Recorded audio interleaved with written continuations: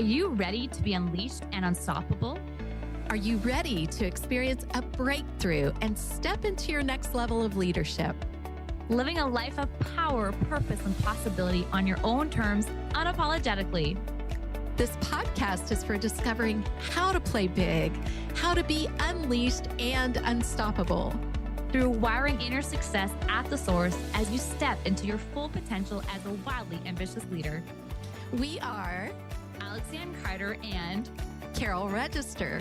We are certified Master Neurocoaches and the founders of Unleashed and Unstoppable You. We're best known for being confidence-boosting, neurohacking, productivity, and wealth experts. And for high-achieving leaders, visionaries, and entrepreneurs.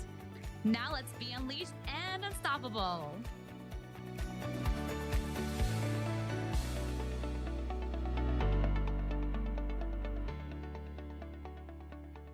Hey, everybody. Hello. I'm so glad you personally are here with us. We're inviting you into this conversation with us, and we are really looking forward to giving you some great information today on how to put your best asset to work for you. It's this beautiful brain of yours that's right here attached to you on your shoulders, at least most of the time. If you're like me, I'm like, oh, so glad this is attached, right? Exactly. So we are excited to give you information to help you put this beautiful asset, your best asset, your most powerful asset to work for you. And we're going to talk about the biases that we operate by. And so if you're new to us, we'll just review some information on the neuroscience side of things. And we want to remind you that one of the things we do is we help you increase your productivity and wealth with principles of productivity and wealth, increase your time and money basically through neuroscience. And in doing so, you because we're integrated beings, you elevate all areas of your life. You begin to elevate in your leadership. You get off the path to burnout. You start to have better relationships, better health, stronger spirituality, better education, better creativity. So that is a part of what fires us up. Mm-hmm. We dive into time and money because it's something we're all using and we're all familiar with. And I don't know about you, but I love the increase, right? We live in abundance. So, jumping in, our brains are wired to keep us safe, not make us successful. Mm-hmm. What does that mean? That means that your brain is actually protecting your subconscious, your automated system. And the way the brain sees safety is whatever is familiar to you, whatever is a habit, a pattern, a way of thinking that you've repeated over a period of time, established with our emotions becomes our beliefs. And then they're operating, they're working back here in our subconscious, our brain's protecting them, and we're making daily decisions from this place without our awareness. Yeah. And this is the brain working properly. It's supposed to protect this automated system. So one of the exciting parts, though, is when you begin to grow and you get uncomfortable because you're out of that familiar zone and the brain doesn't see that as safe and wants you to stay safe and in that familiar zone, is that growth is uncomfortable, right? Very uncomfortable it can be. We're all about showing you how you can bring the reward and wire in your success, your higher level, right? And lean into that comfortableness, right? I know, Carol, you and I start working with our new clients. We always speak about, you get to get uncomfortable being uncomfortable working with us because your brain is going to want to keep you safe. That uncomfortable feeling is your brain communicating that, hey, you're leveling up. You are playing a bigger game. And so we like to celebrate that uncomfortableness because it is an amazing way for your brain to signal to you that, hey, you are stretching yourself. You are playing a bigger game. You are putting yourself out there. You are stepping into this confidence, this bigger vision that you have for yourself in your life. Yeah. So it's really, we just want to preface that to invite you guys to celebrate that, because it is uncomfortable, and the uncomfortability doesn't have to last forever. Like it literally is like just for moments, because once you get to the other side of that uncomfortable, like the great things happen on the other side of that. So we just want to really preface that and remind you so that you understand, like, knowing that your brain's job is keeping the same familiar.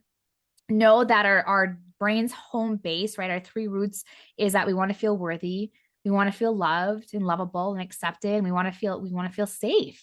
And at any point in time, if your brain's ever going to feel that you're going to be in a situation that those are kind of like in jeopardy, at risk, that's where all the fire alarms start to go off. And it's like, woo, woo, no, danger, danger, thinking that you're being attacked by a lion or a tiger.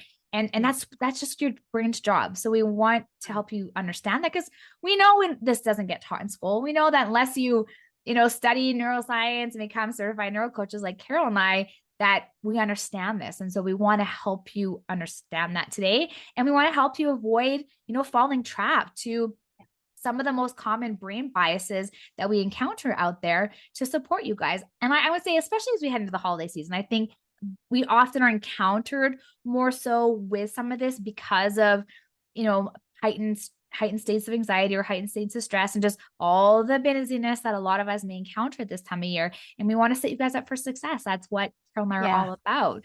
So, so let's dive into that, Carol. Let's look at what are some of these brain biases that we want to talk about today, helping the audience and just sharing a little bit about how to work through them and how to, or bust through them, right? So that, you can get to the other side of that and not have these things hold you back.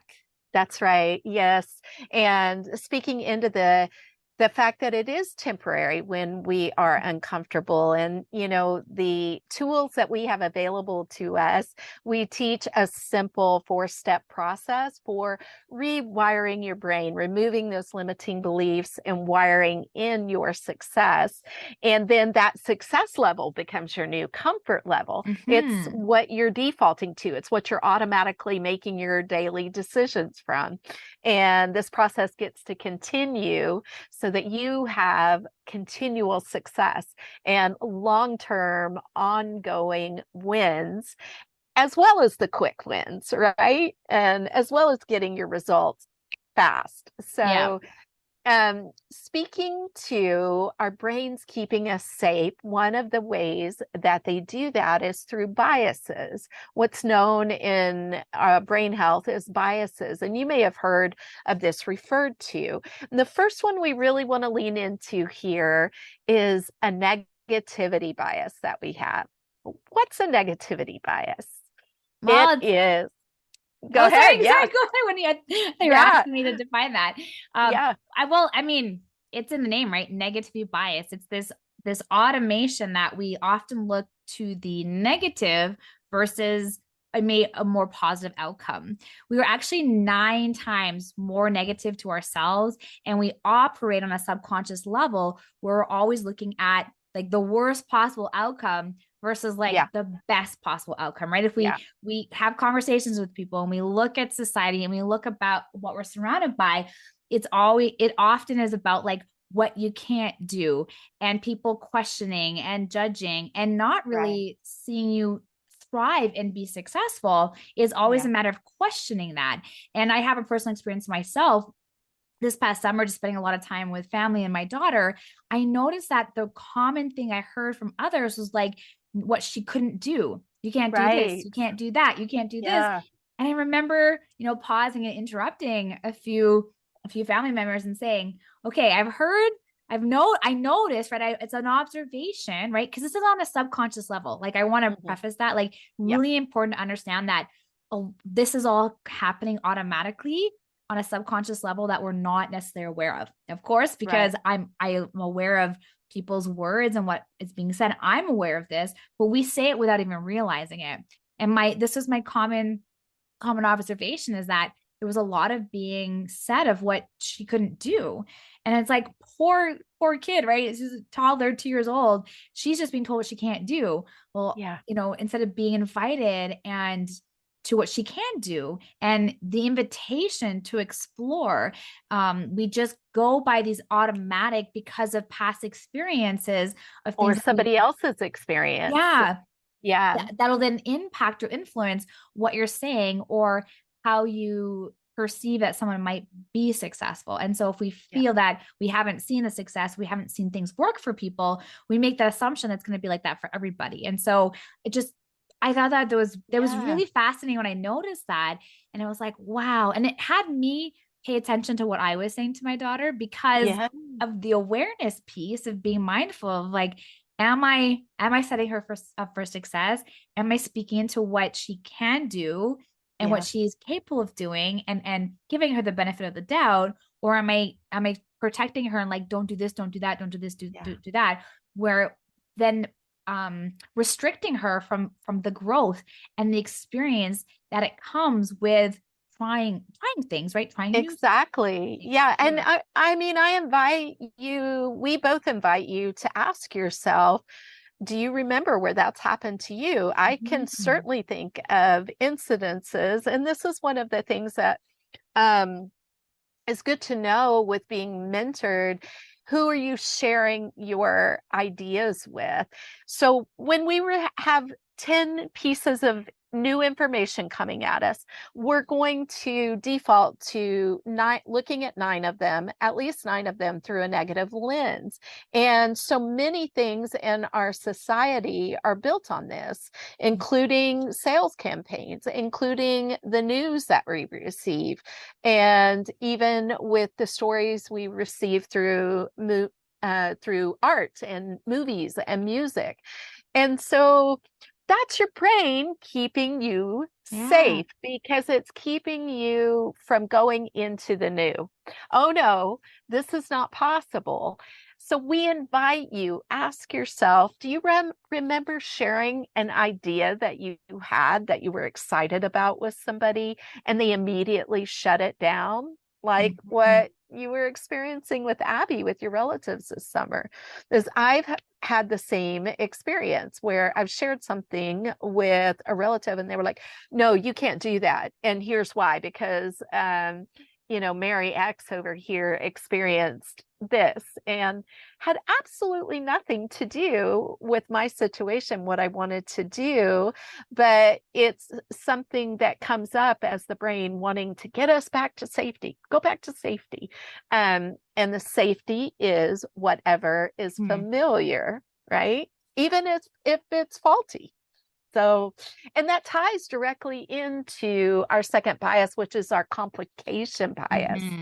And oh man, if you have any analytical abilities in you, which we both do, and I certainly have leaned into that, then you may have experienced other names of this, maybe analysis paralysis, overthinking, circulating thoughts, and psychological assessment. We talked about that as well. Yeah, that's right. Psychological assessment. And I'd love for you to share with us what psychological assessment is, because what happens again, your brain's wanting to keep you safe. And just recently, speaking of this, I found out this past week that in my daughter's place, they gave less than 24 hours notice. The management team where she's staying gave less than 24 hours notice to come in and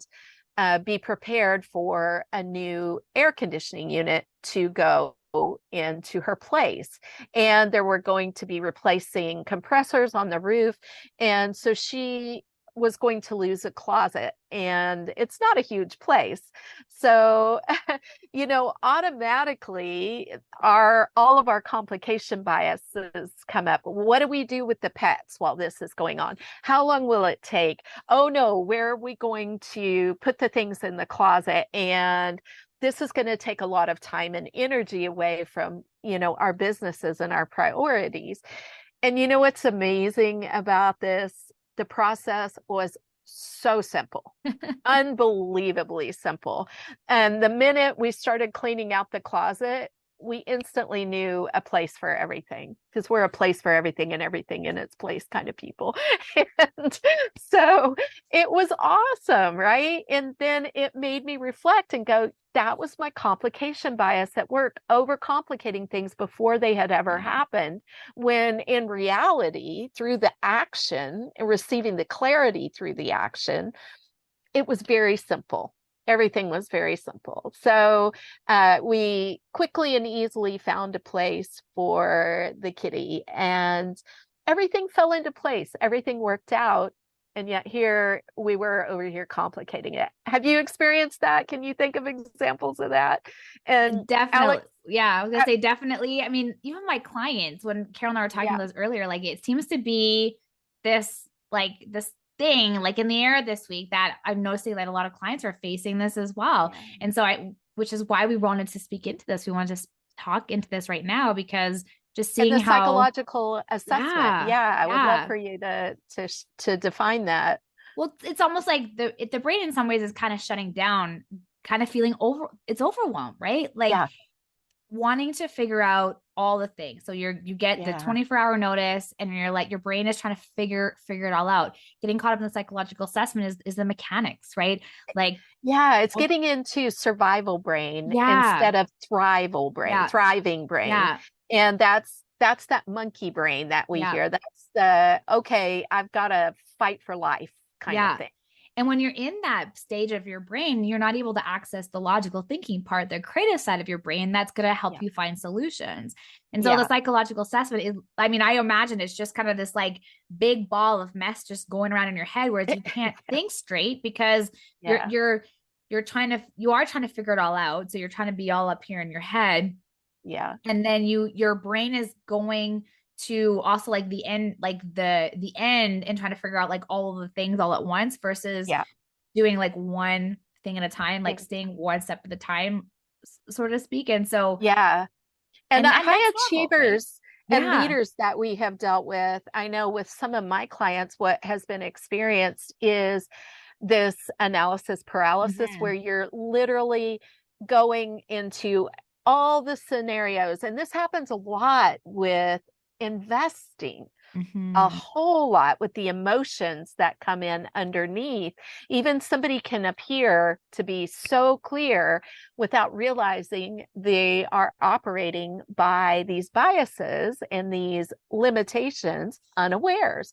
And so then it's like, thinking out to this degree, to that degree, to that degree, to that degree. And what's that based on? It's based on fear and scarcity. And, you know, Alex, Lianne, and I have looked at this through putting contracts together in certain situations, and in certain business situations, particularly because a contract is almost like an insurance policy, where it spells out what happens in worst case scenarios, like a will even.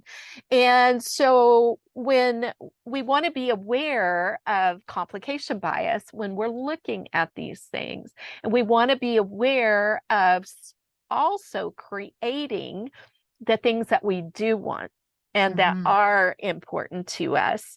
And so I just invite you to look at where you've experienced complication bias, and to recognize that you have the power, permission, and authority to get back to simplicity. And sometimes when you said that, Carol, I mean, I think that's been a word that I've really embodied the last couple of months, and even as we start playing out for 2023, is like keeping it simple, like looking at the simplicity of it, because our brain's natural tendencies, especially as high achievers, is to overcomplicate things. It wants to overcomplicate. Overcomplication keeps you safe, right? Because you get all up in here in your head, you start spinning, and then you don't move forward because you're which way do spinning. I go? I can't make a decision. So going back to, you know, intention, right? Like going back to the why. So for Carol, getting, you know, for her daughter, it's getting this new air conditioner, creating space. So the why is creating the space. And so the brain's going to go for, okay, I'm creating space. Let's find solutions to create this space, versus getting caught up in, okay, the specifics, or like where everything's going to go, allowing it, trusting it to fall into place. And so I think it's so important, you know, for the listener, for you guys to you to understand, like, your brain wants to go to the overcomplication. Like it's doing that to keep you safe. So when you can acknowledge that and see like, oh, okay, my brain is overcomplicating things right now. What is it that I want? What is the intention? How do I get to make this simple? And I know some people like to use the word like easy. What like does simple look like? Yeah. In this scenario, yeah. Just simply asking that question. And again, I go back to your power, your permission, your authority to do what you want to do, to create the reality you want to create, and start to shift the way that your brain is working to keep you safe. What would happen for you if your brain keeping you safe means it goes to clarity and simplicity? Yeah. Yeah. And I actually really love the way you talk about the why with space, because we can often think about the mechanics of the why. Brain likes to go to the mechanics and the how of things. Yeah. Mm-hmm. How do I do this? And so when you look at the why through simply leaning into your why, one of the ways to lean into your why is to create space. That was really, really powerful. And we want to also bring you the third bias that our brains use. There are more. There are several more actually, but the three that we often encounter with our clients and that we've had our own experiences with are the internal versus external, the people pleasing bias, right? And how's that? What's come up for you? I think you have a story around that, don't you? Well, you just said something earlier, even with the complicated bias, Carol, right? Yeah. First, right? Leaning into what's important to you. Sometimes what causes the complication bias is that you're getting caught in this people pleasing bias of wanting to please other people versus looking at what's important to you and your vision. Yeah, that's so true. So go ahead. Yeah. Well, I was gonna just, as you asked about this, my personal story with people pleasing and the biases in leadership is getting caught, and it actually is the complicated bias, getting caught in my head, not being able to make a decision because of wanting to be liked, wanting to be accepted, wanting people to see me in this role as a leader, wanting people to appear acknowledge perfect. And my expertise look good. So getting caught up in what am I saying, how do I look, how am I showing up, how am I being perceived to be accepted? Because as we said, as we started this podcast, right, our brain's going to go back to, am I loved? Am I worthy? Am I accepted? Am I safe? Am I secure? And so it's going to impact then, right, the decisions we make, the actions we take, the results we create. And so if my brain is saying, the result I want is to be accepted, the result I want is to be seen, the result I want is to be acknowledged for my leadership and my stance on something, for example, I'm going to get caught up. My decision is going to get caught up in the psychological assessment of being able to figure out what I should say instead of standing in the vision, instead of standing in my stance of what I'm standing and what you for. Want and the belief of what you want. Yeah. Right. Yeah. Beyond the circumstances even. Yeah. Which I think that's so powerful. Yeah. And it can ruffle, like, here's the thing. Sometimes it might ruffle feathers. And instead of standing in my power, in my stance or whatever it is, and just connecting with myself and being authentic with what I'm standing for, right? Like as we do as leaders, we take a stance for something, then you get caught up in this because of how other people will perceive it. And then it becomes disconnected from what it is that you're actually standing for and your word and your integrity, and it becoming more about people pleasing and being accepted by other people and what other people want from you. It's interesting too, because when, our over 90% of our limiting beliefs come from our childhoods.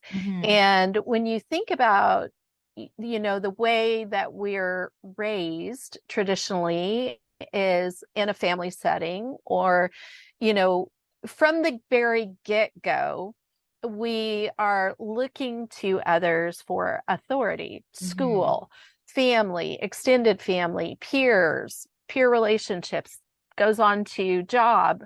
And often along the way, we didn't hear the messages about learning to trust ourselves. And this is a big part of what Alex, Lianne, and I do in the Diamond Transformation, because it's really important for you to start to trust yourself. And when you do, your confidence builds. Confidence is based on you keeping your word to yourself, right? So I tie this in to, well, we both do tie this into the principle of wealth that we are teaching, right, Alex, on Pearson's Law. And we like to take Pearson's Law. And what we have, I won't go into it here because we've spoken on it in other episodes. Our episodes on our principles of wealth are, I think, 12. Go back and listen to 12, 15, 26. These are where we've addressed some of this. And so Pearson's Law is a principle that we teach how to increase your wealth in 15 minutes a day. And as what you measure grows, what you measure and report grows exponentially. And you can go back to those episodes to catch more about that. And so one of the things that we're doing on a neuroscience level, when we break it down really small, is using different principles, including learning to trust ourselves, including by doing this in a really simple, easy, clear way. We're addressing each and every one of these biases, right? We're taking something that's normally seen as negative and moving it into a positive realm. We're taking something that's often seen as complicated, or where we're ignoring our finances, and making it very simple. And we're also building confidence by learning to trust ourselves by repeating a new habit and pattern that we get to celebrate, right? And so we want to invite you to start to apply these things in your life, and just look and ask yourself, where am I operating by a negativity bias? How am I viewing the things that are coming in? Where am I overcomplicating things? Where can things really be simple? And, where am I trusting myself? Where am I keeping my word to myself? When I say that I'm going to stay hydrated or get enough sleep, where am I doing that? And I want to be super, super clear on this point. We are not talking about perfectionism here. When you're honoring your word to yourself, you're doing it messy. You're just taking the action. And what tends to happen is we tend to do it 80% of the time the way we're wanting to do that. And that starts to build that new neural network, that new pattern. And we're having tons of love and grace for ourselves when, we don't meet our standard. But then that consistency, that those small changes being big results, builds and builds. And all of a sudden you're operating from a success network. You're putting your most powerful asset to work for you in all areas of your life. So, and that's exciting. I don't know. I'm pretty excited to leading into that and reminding our listeners that they have the power, right? Like just the awareness piece. So that when I was thinking about like our call to action, I was leaning into that awareness piece, right? Being aware of the words that you're using, even being aware of what other people around you, like how they're presenting things, right? And then looking at, where can I shift it? Where can I look at how I'm saying things, and how can I reframe them? Because what we focus on grows, right? As you say, Carol. So if we bring up the negative and we focus on the negative, we're going to create more negative, right? So by being able to reframe it and reposition it on something more, on a more positive outcome, we're going to focus on creating that more, right? Like I'm just thinking of, at this time of year, I've seen a lot of people saying, I feel really tired. right? I feel really tired. I feel really run down. I feel really exhausted, but I can't wait for the holidays so I can relax and recharge and all those things, which is great. However, if you keep saying, I feel tired, I feel tired, I feel tired, you're going to create more tired, right? So where do you get to lean in to look at that differently? It's not to say you're not tired and you're feeling tired, but just to be mindful and aware of the repetition of it. These repetitions and what you're creating on the other side of that.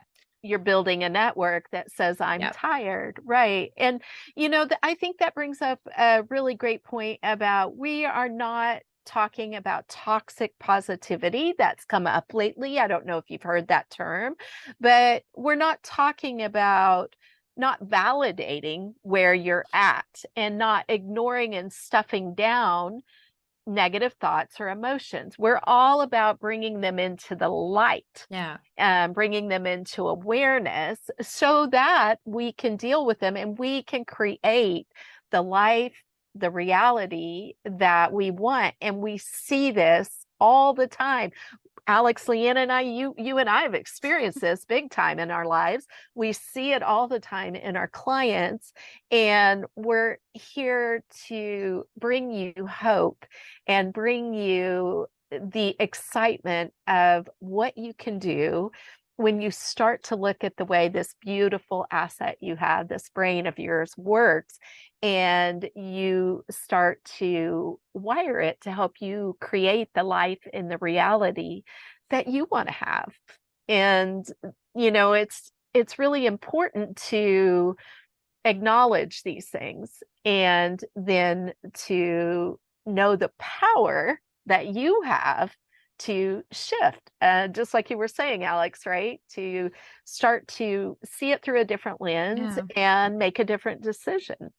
Right? Because the awareness piece, I think, is just what's super key here. And it's not about going down to the self beat up. It literally is about just becoming aware and just seeing, okay, where does the negativity bias show up in my life? Where does the complicated bias show up in my life? Where does the people pleasing show up for my life? Just so that you have this awareness of where it is showing up. And then from there, you get to, you're in control. So you get to make then decisions based on that, right? And our decisions impact the actions we take, which impact the results we create. And that's why that awareness piece is so important, to understand that, where you're operating from that place. So it's a place of, I think it's leaning into that neutrality, right? Being neutral about it, and just, it's not stuffing it down. It's acknowledging it, how you are feeling, and realizing that you have choice. We talked about this in our podcast episode last week. You have the power to choose. So in any situation, how do you want to fix things? How do you want to show up? How do you want to be speaking to yourself?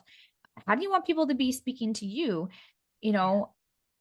And acknowledging and seeing the role that the brain plays in keeping you safe with what you're feeling, what you're experiencing, the internal dialogue that's going on. And so just that awareness piece can completely shift things for you and impact the results when you're looking at time, when you're looking at money, when you look at relationships, even your health, right? And so that's what we wanted to bring to you today, is really helping you become aware of this, and then just realize that you have the power to choose and that you are in control, and you can make, interrupt those thought patterns, interrupt those automations, and slowly start to, shift things and shift the outcome of what that creates. That's right. You have the power, permission, and authority to have your best life ever. Yes. So we can wrap it up now, and we're going to bring you another exciting episode next week. We have got some amazing things in the works for you. So just stay here with us. Jump into our email newsletter. Feel free to schedule a call with us at any time. We would love to talk to you, help you with a strategy, a plan, and to answer any questions you have, because you do have the power. You absolutely do have the power. And we have an amazing community that we want to invite you into. And we also want to let you know you can DM us at unleash.unstoppable.you over on Instagram. and just dive in with us. And everything we do here is for your benefit. And we love serving you, right, Alex, Lianne? Yes, which is why if you head to our show notes, you will see the links to join our Productivity and Wealth Facebook community. You can grab our wealth activation and you can, jump on a call and dive deeper and uncover maybe some other maybe biases that you are experiencing that are holding you back and are, impacting the results that you are creating.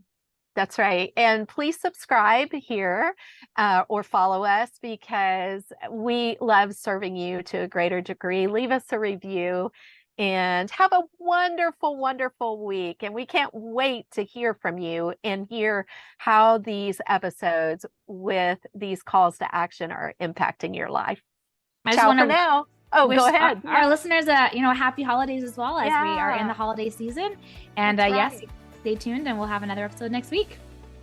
So ciao for now. See you next week. Bye, everybody. Bye.